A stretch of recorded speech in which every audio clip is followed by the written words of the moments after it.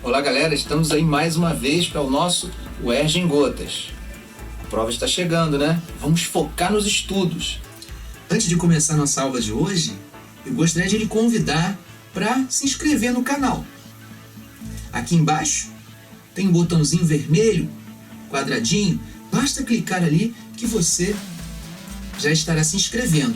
Caso você clique no sininho, melhor ainda, porque toda vez que nós postarmos algum vídeo novo, você será notificado, ok? Vamos então à nossa aula de hoje. O vídeo de hoje vai tratar de um assunto também importante, que está dentro daquilo que nós conhecemos como crise do sistema colonial. O tema da aula de hoje é período joanino. Vamos então aos antecedentes do período joanino. Em 1777 termina o reinado de Dom José I. Em seu lugar entra sua filha, Dona Maria, conhecida como Maria a Viradeira, Dona Maria I, que governa.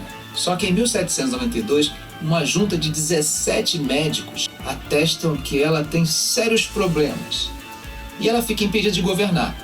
Em seu lugar, vai governar o seu filho, Dom João, que governa como príncipe regente. A partir daí nós chamamos de período joanino, embora ele só vá assumir realmente o trono, de fato, em 1816, após a morte de sua mãe.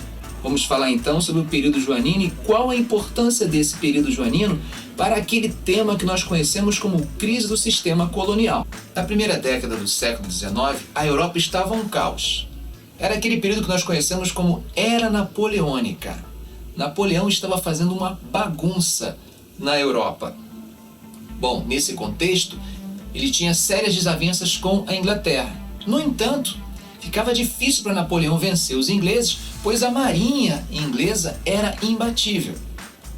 Então, pensando em enfraquecer os britânicos, ele decreta aquilo que nós conhecemos como bloqueio continental. O que era um bloqueio continental? Era um decreto que proibia que os países do continente comercializassem com a Inglaterra.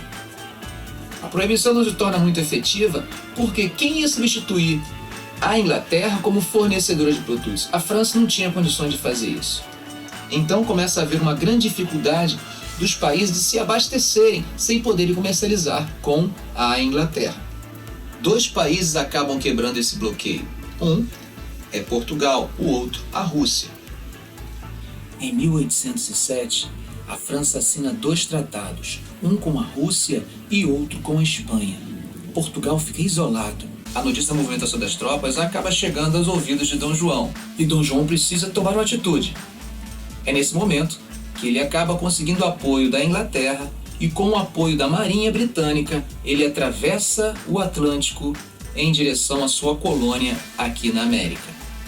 É aquilo que nós conhecemos como vinda da família real para o Brasil, mas que eu te aconselho, numa prova discursiva da UERJ, não use essa expressão. Use a expressão transmigração da corte. Ela, sob o ponto de vista da historiografia, ela é muito mais correta. E é óbvio que ela vai acabar impressionando um pouquinho mais quem estiver corrigindo a sua prova. A chegada da corte joanina em 1808 aqui em sua colônia no Brasil vai causar grande alvoroço. São milhares de europeus chegando na colônia. É uma mudança drástica. Algumas medidas são tomadas e essas medidas têm importância muito grande. A medida mais importante que é tomada por Dom João ao chegar aqui, nós conhecemos como abertura dos portos.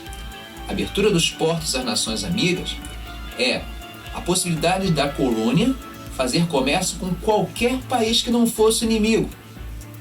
Ora, e o que muda isso? Muda a nossa condição de colônia. Porque embora nós fôssemos, sob o ponto de vista jurídico, ainda uma colônia, sob o ponto de vista prático, o que estava acabando era aquilo que nós conhecemos como pacto colonial, que eu também te aconselho, caso você precise usar esse termo na prova, substitua-o por exclusivo metropolitano. Vai soar muito melhor ao ouvido do corretor. É claro que você aprendeu na escola que essa abertura dos portos beneficiava aos ingleses. Isso é verdade. No entanto, será que os ingleses estavam satisfeitos com isso? Não. Beneficiava os ingleses por quê? Beneficiou porque os ingleses tinham realmente condições de ganhar qualquer concorrência. Mas não eram vantagens exclusivas para os ingleses. As vantagens eram dadas para todos. Mas eles estavam satisfeitos com isso? Não, eles queriam exclusividade. E eles vão conseguir isso 2 anos mais tarde, porque vão acabar assinando com os portugueses um tratado. E esse tratado, chamado Tratado de 1810, de aliança e amizade e navegação, ele vai dar várias vantagens aos britânicos. Embora não fosse permitida a navegação de cabotagem, eles podiam abastecer em qualquer porto. Isso lhes dava algumas vantagens muito grandes.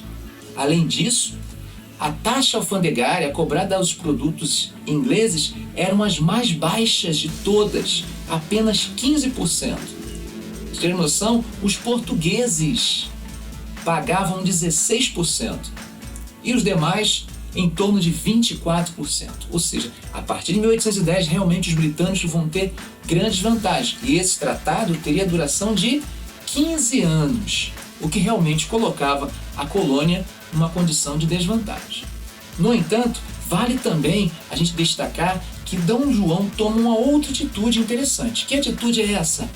Ele vai romper com o alvará imposto por Dona Maria, sua mãe, que havia proibido qualquer tipo de manufatura aqui na colônia. Agora estavam liberadas as manufaturas. Percebam como algumas mudanças interessantes acontecem pela simples chegada dessa corte aqui, mas é claro que teríamos outras consequências. Por exemplo, podemos citar várias instituições que passam a ser possível aqui na colônia. A imprensa, que era proibida na colônia, agora é criada a imprensa nacional. Nós vamos ter circulação de periódicos aqui no Brasil. Além disso, podemos citar a criação do Banco do Brasil, um banco que podia autorizar, inclusive, a emissão monetária.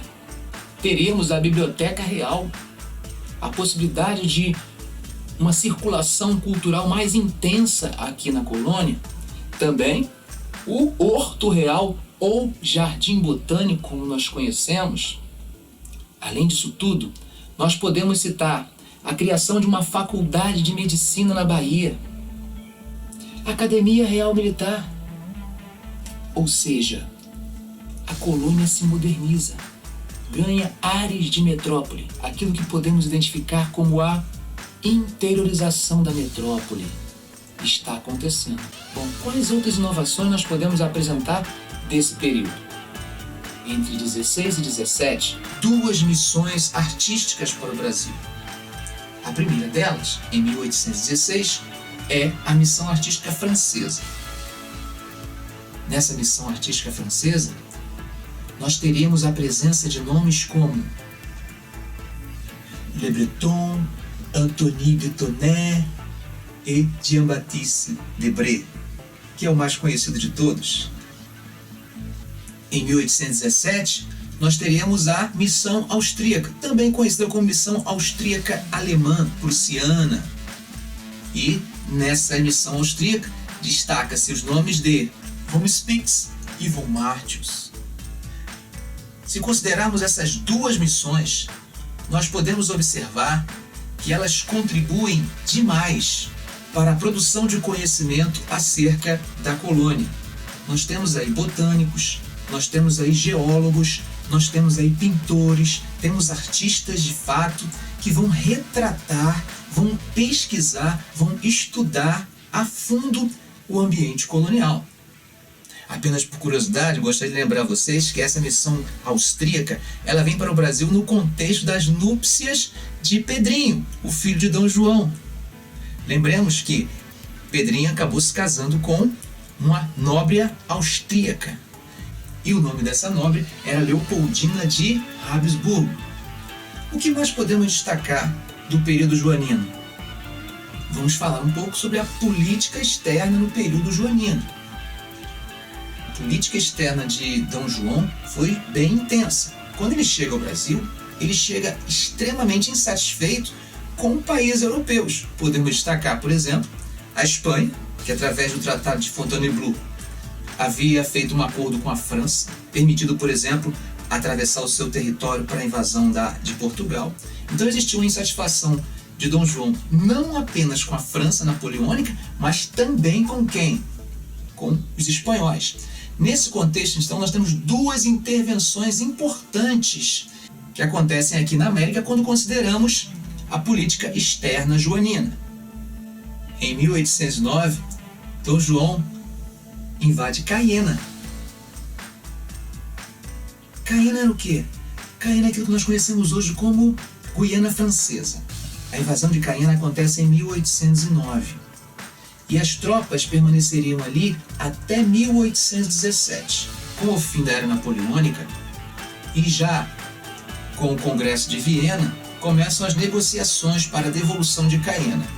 Em 1817, após o chamado Tratado de Viena, Portugal devolve Cayena para a soberania francesa.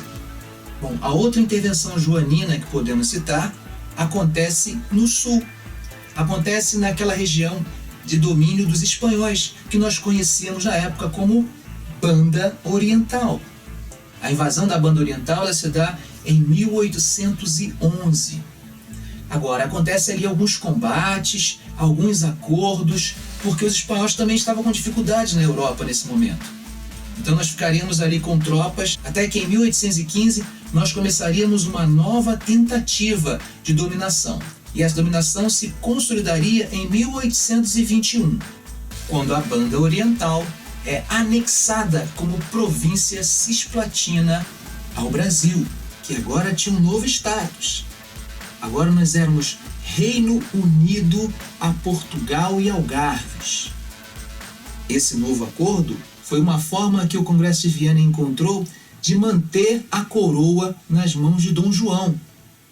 Porque, conforme as regras da nobreza, quem fugisse do seu reino não teria direito. E como o Congresso de Viena estava discutindo a questão das legitimidades, a questão do trono, da evolução do trono português, que estava sob o domínio francês, para Dom João, esbarrava no problema de ele ter fugido. E aí, para que isso não realmente desse razão para Dom João não poder assumir o trono de Lisboa, o que se faz? Se transforma a colônia numa parte integrante do reino. Então nós ganhamos o status de Reino Unido a Portugal e Algarves. Em 1821, o Reino Unido a Portugal e Algarves ganha uma nova província, é anexada à província cisplatina. Ok, gente? É nesse contexto, então, que a colônia ela passa por uma série de transformações que nos levariam, em 1822, à nossa independência. Espero que vocês tenham gostado. Caso vocês tenham alguma dúvida, não fiquem envergonhados. Podem deixar o seu comentário, sua observação, que eu estarei atento para tirá-la. Quem sabe até com um outro vídeo. Legal, gente? Se vocês gostaram, não deixe de dar um like, se inscreva no canal, compartilhe com seus amigos, ok? Esse canal é de vocês. Um abraço e até a próxima semana.